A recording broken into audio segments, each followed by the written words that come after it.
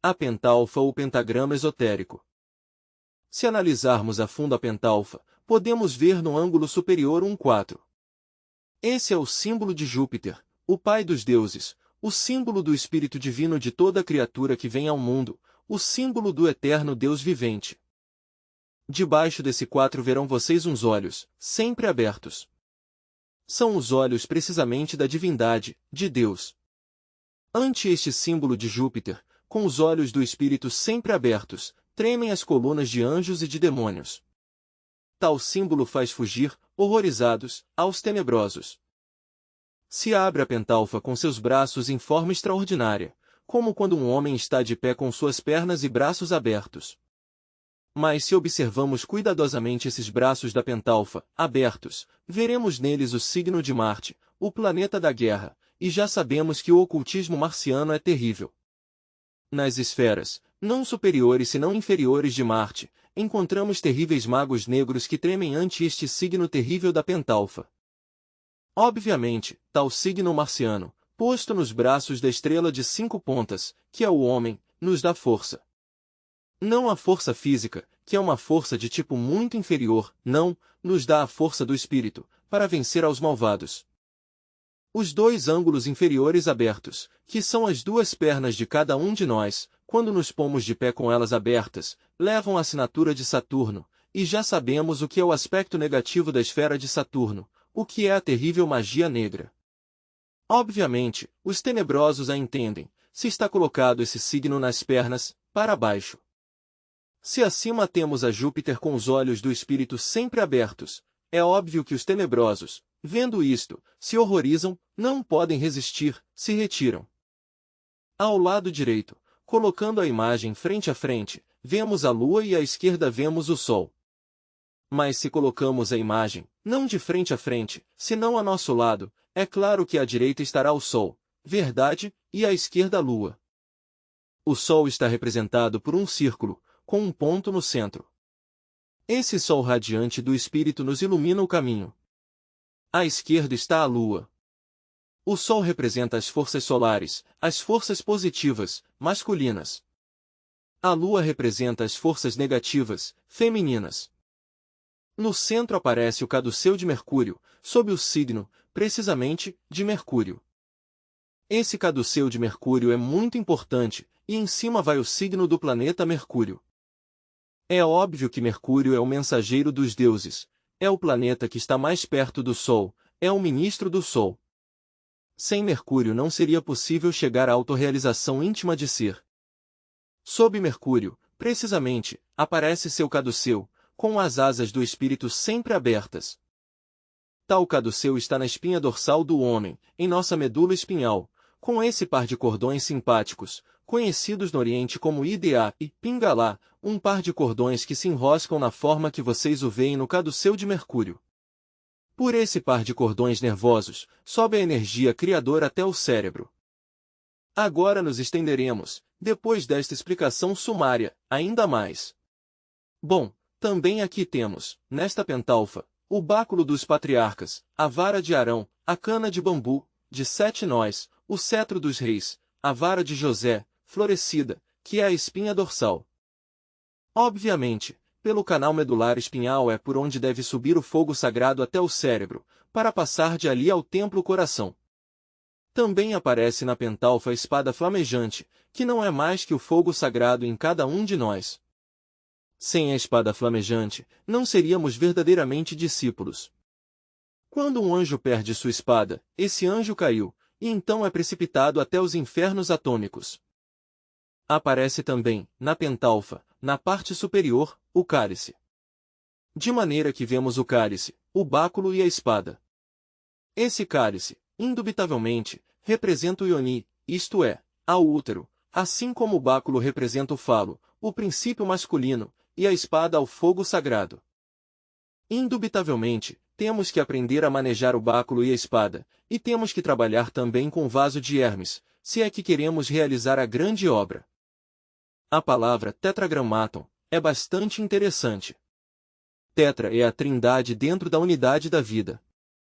Tetragrammaton é o santo 4, pois, porque o Pai é o número 1, o Filho é o 2, o Espírito Santo é o 3, mas eles, os 3, emanam do Ein Sof, isto é, da estrela atômica interior que sempre nos sorriu, e os 3, emanando dele, do Ein Sof, formam 4, o Tetragrammaton. Esta palavra, Tetragrammaton, é mântrica. Alguma vez quis experimentar com o Tetragrammaton, o vocalizei nos mundos superiores de consciência cósmica, e então, muitos inefáveis dos 9 céus, Lua, Mercúrio, Vênus, Sol, Marte, Júpiter, Saturno, Urano e Netuno, emergiram para ver o que acontecia, como dizendo, por que haveis pronunciado o nome do Eterno em vão? Eu mesmo me senti perplexo, confundido. Se colocamos o pentagrama nesta forma, isto é, com um ângulo superior para baixo e os 2 ângulos superiores para cima, temos o signo da magia negra. Em vez de concorrer a nossas invocações as colunas de anjos, concorreriam as colunas de demônios. Quando um iniciado cai, quando derrama o vaso de Hermes Trismegisto, então é fulminado pelo arcano 16 da Cabala, e cai com a cabeça para baixo e as pernas para cima, na forma da pentalfa invertida. Assim é como caíram os grandes iniciados. Se à entrada de nossa habitação pintamos com carvão o signo da pentalfa, com o ângulo superior para dentro e os 2 raios inferiores para fora, fugirão de nosso quarto os tenebrosos. Mas se o pintássemos com o ângulo superior para fora e os 2 raios inferiores para dentro, viriam a nosso quarto os tenebrosos. Quando se põe o pentagrama em vidro, isto é, em um quadro, isso espanta terrivelmente aos malvados. E se pinta em vidro, também os faz fugir apavorados, e se leva sobre o peito, já em ouro ou em prata, estaremos bem protegidos contra as forças das trevas. É, pois, o pentagrama, de um poder mágico realmente surpreendente. Vemos, nos braços, várias letras hebraicas. Aparece Yodevaule. Essa palavra Iod, como princípio masculino, ou partícula divina, mas bem como faísca virginal, é terrível. Item Iod, eis aí o aspecto masculino e feminino da divindade. Item Iod, princípio masculino divino. Item Re, princípio feminino divino. Item Val, princípio masculino sexual, ou seja o Lingam. Item Re, o Ioni feminino. Há um modo de pronunciação das letras hebraicas de Yodevaule, mas é terrivelmente divino e não em vão se devem cantar esses mantras, porque essas 4 letras fazem vibrar a divindade interior, se diz que é o nome do Eterno, e em vão não se deve pronunciar. Isto nos convida à reflexão. Aparecem outras letras hebraicas aí, para nos recordar certos processos da divindade, mas sobre eles agora guardarei silêncio. Aparecem números, como para nos recordar a trindade dentro da unidade, o Tetragrammaton, mas não é obrigatório que esses números vão aí, esses já são perfeitamente convencionais. O importante é que vá o Tetragrammaton, que já sabemos que é a trindade dentro da unidade da vida, o Santo 4. Indubitavelmente, meus caros irmãos, o pentagrama é o ser humano, o microcosmo, dentro do qual, eu disse, está o infinito.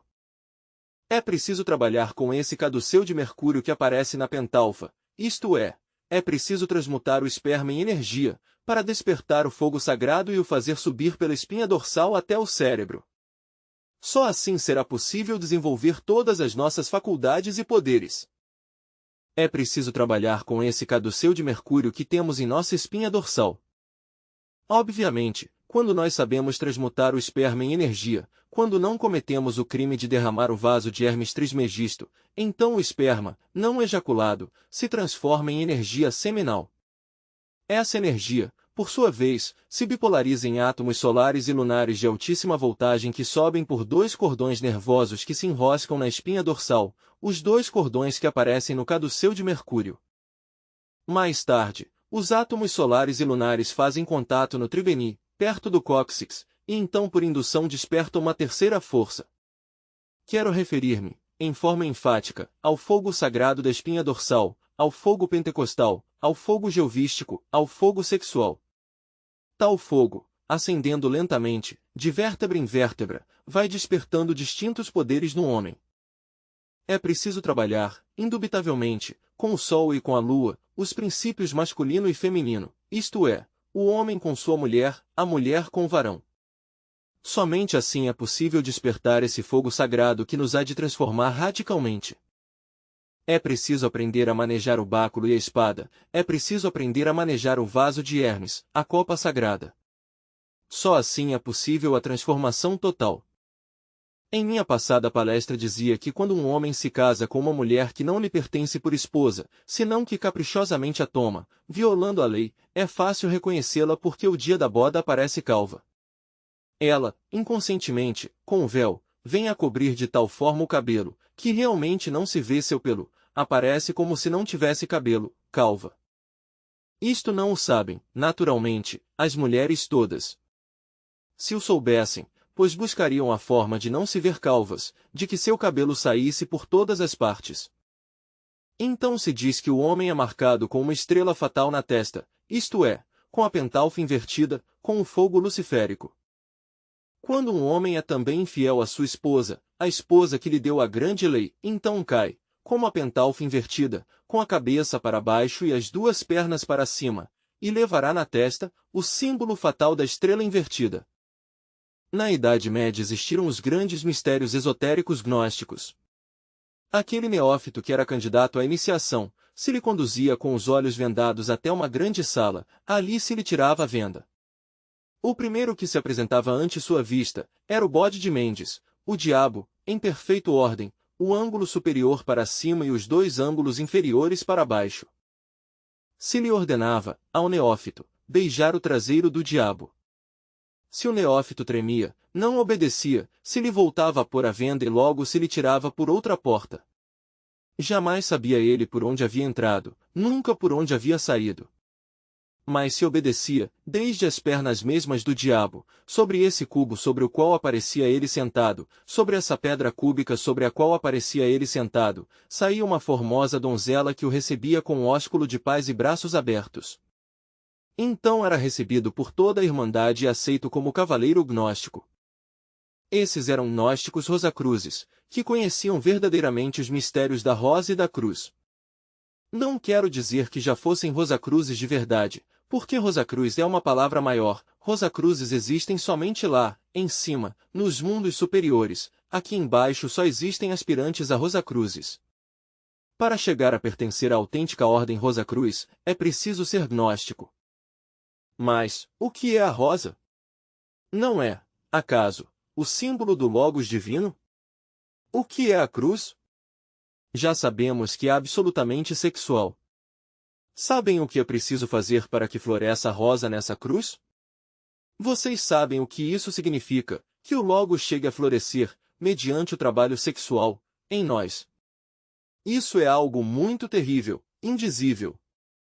Somente quando se chega a isso, somos rosacruzes. Gnósticos rosacruzes. Antes de tal instante, podemos ser aspirantes a rosacruzes. Ninguém poderia entrar a rosacruz de ouro, sem ser gnóstico, sem o G da geração.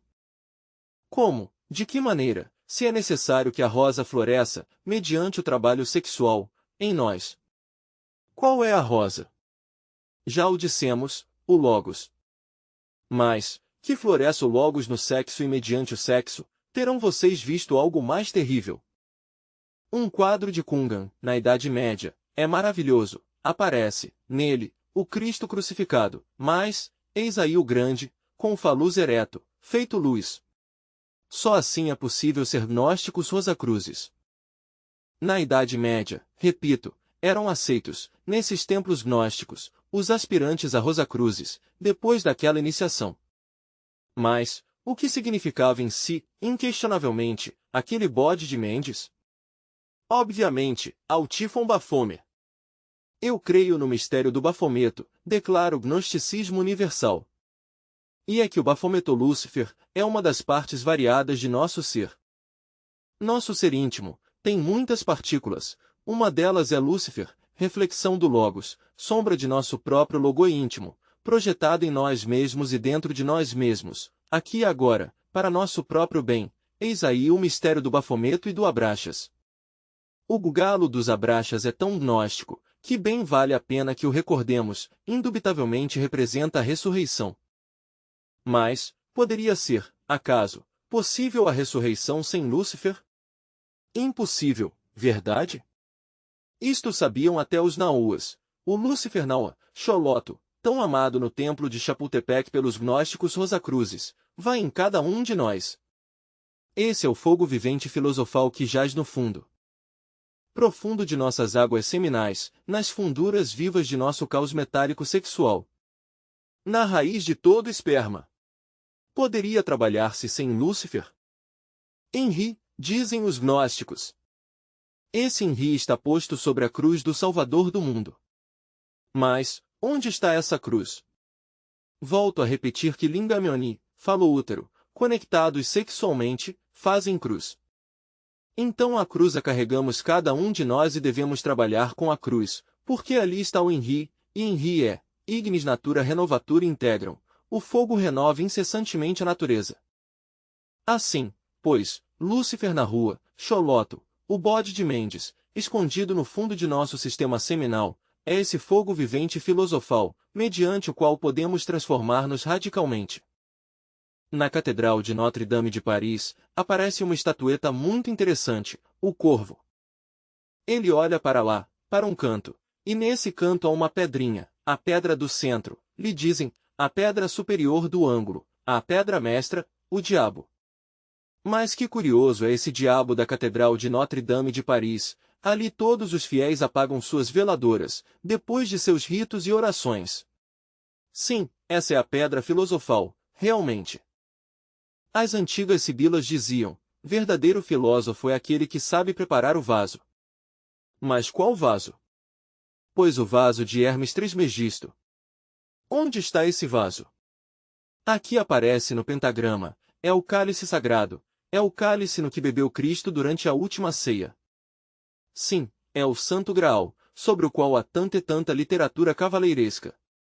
Há um que resplandece lá, no Templo de Montserrat, Espanha, Catalunha. Cópia dele temos no Templo de Chapultepec. Esse vaso de Hermes Trismegisto aqui preparado, é o vaso aquele onde está contida a matéria-prima da grande obra, o vaso de Hermes, onde está contido o esperma sagrado, o ens seminis. Ai daquele que derrama o vaso de Hermes porque então cai como a pentalfa invertida, com um ângulo superior para baixo e os dois raios inferiores para cima. Cai assim, no fundo do abismo, e isto é realmente doloroso, meus queridos irmãos. Continuemos agora com o selo de Salomão, que aparece também aqui, neste desenho magistral da pentalfa, com os dois triângulos enlaçados. É óbvio que para poder entendê-lo, necessitamos ser alquimistas.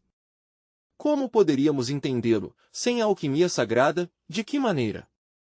Vem à minha memória, nestes momentos, acontecimentos transcendentais de minha presente reencarnação. Era eu muito jovem todavia, e ela se chamava Urania, o infinito. Vivia eu sempre enamorado de Urania, desse céu povoado por inumeráveis galáxias, por turbilhões de mundos que como gotas de ouro, se precipitam no abismo sem fim.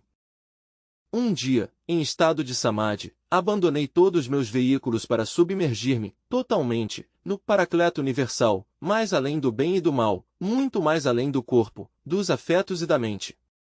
Em estado, digamos, de supernirvânica felicidade, ditoso entre aquela região imaculada do Espírito Universal de vida, houve de entrar-me pelas portas do templo. Então abri o grande livro da natureza e estudei suas leis. O êxtase aumentava, de instante em instante, de momento em momento, não há maior felicidade que aquela de sentir-se a alma desprendida, porque então, o passado e o futuro se irmanam dentro de um eterno agora. Quando regressei daquele samadhi, quando voltei a este corpo físico, quando penetrei dentro de meu veículo por essa glândula pineal, tão citada por Descartes como a porta da alma, houve de receber uma extraordinária visita. Certas damas adeptos, surgidas daquele Paracleto Universal, se fizeram para mim visíveis e tangíveis no mundo da forma densa. Uma das mesmas, cheia de extraordinária doçura, pondo no dedo anelar de minha mão direita um anel com o selo de Salomão, exclamou: "Haveis passado a prova do santuário, muito poucos são os seres humanos que puderam passar essa terrível prova."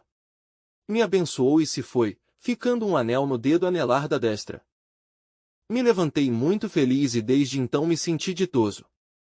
Cada vez que lograva escapar-me deste corpo denso, via em minha destra o prodigioso anel, formado, sim, com aquela substância imaculada, branquíssima e divinal, daquela região do Paracleto universal, onde o tempo não é.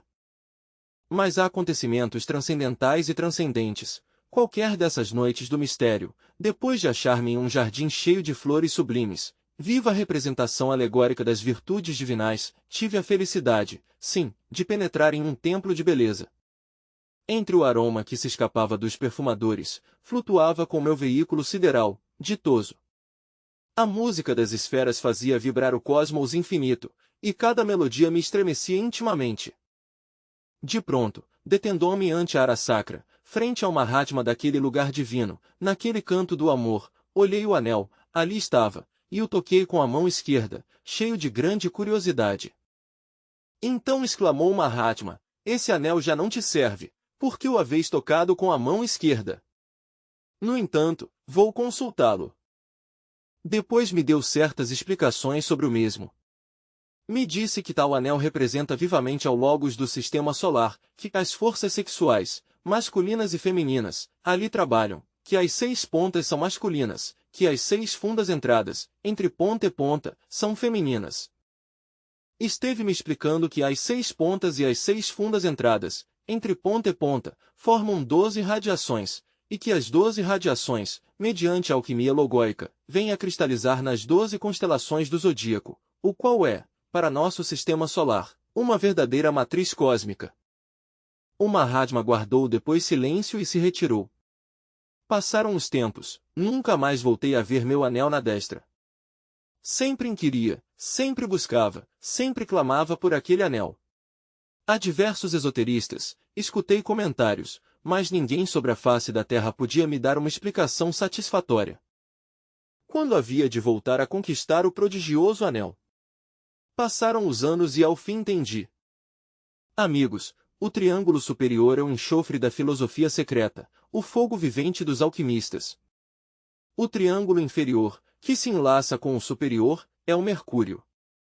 Eu havia realizado a grande obra, lá no continente Moulemoria, que afundou entre as ondas bravias do Pacífico, fazendo há uns 18 milhões de anos, então havia logrado a integração completa do enxofre e do mercúrio, havia realizado em mim mesmo a pedra filosofal. Por tal motivo, se me havia entregado o prodigioso anel. Nesses tempos idos, havia passado a prova do santuário. Sim, havia realizado a grande obra, essa que realizou Nicolau Flamel, a mesma que realizou Raimundo Lúlio, Jeshua Ben Pandirá, Kutumi, São Germano, o enigmático e poderoso Conde Cagliostro, Quetzalcoatl e muitos outros. Mas é verdade de toda a verdade, que depois de haver realizado a grande obra, isto é, depois de haver passado a prova do santuário, depois de haver estudado o grande livro e de desatar seus 7 selos, cometi o erro de tocá-lo com a mão esquerda, faz talvez 1 milhão de anos, pouco mais ou menos, não digo talvez, seguramente, faz 1 milhão de anos. Isto é, depois de haver logrado a união dos 2 triângulos, a integração do enxofre e do mercúrio, fiz isso, me lancei como a pentalfa invertida, com a cabeça para baixo e as pontas para cima. Já estava proibido do sexo e cometi o erro do conde Zenon Zanoni, voltar ao sexo. Se o conde Zenon Zanoni se namorou de Viola, a grande napolitana, eu também cometi o erro de namorar-me de uma formosa donzela da primeira subraça da 5ª raça raiz, no Planalto Central de Assia, hoje Ásia.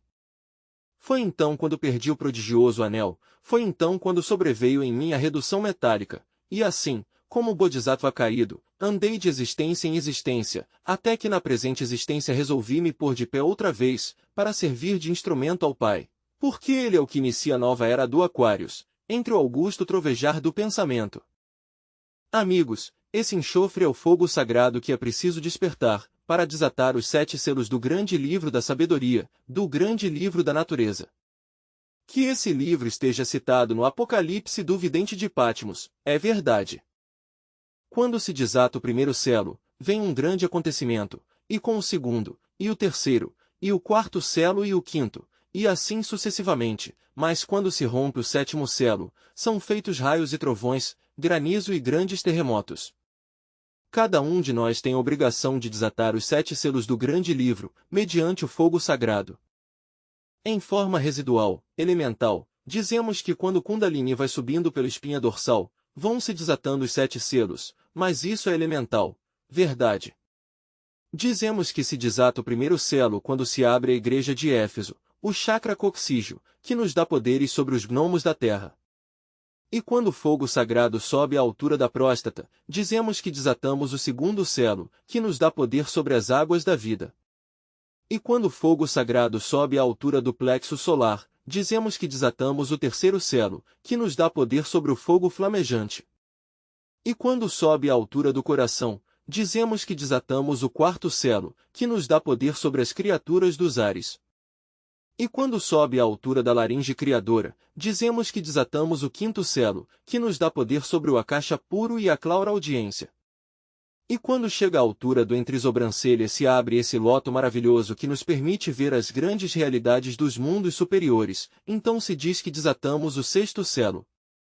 E o sétimo, se diz que é quando chega o fogo à glândula pineal, porque adquirimos a polividência e muitas outras faculdades. Mas isso é elemental, completamente elemental, esse é tão só o primeiro trabalho. Desatar os 7 selos em forma magistral é algo mais terrível, muito mais terrível. Como quer que isto pertence à alquimia, vou sequer a dar algumas noções sobre isso que é terrível. Se diz, meus caros irmãos, em linguagem já alquimista, que devemos passar por 3 calcinações, e isso está representado com o símbolo vivente da salamandra. 1. A primeira calcinação pertence à montanha da iniciação. Que calcinamos ali? O que é o que vamos a cozer e recozer e voltar a cozer?